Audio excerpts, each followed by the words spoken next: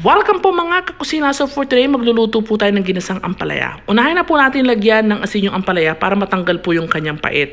Halu-haluin po natin, set aside for 5 to 10 minutes at lalabas po yung kanyang juice. Itatapon po natin yung juice at hugasan po natin mabuti para matanggal yung kanyang pait at yung alat. So after that, maggisa na po tayo ng bawang and sibuyas.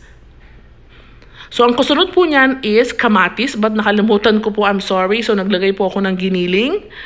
Papalo up ko pong ilalagay yung kamatis sa gisa. So, this one, lagyan ko na po ng paminta.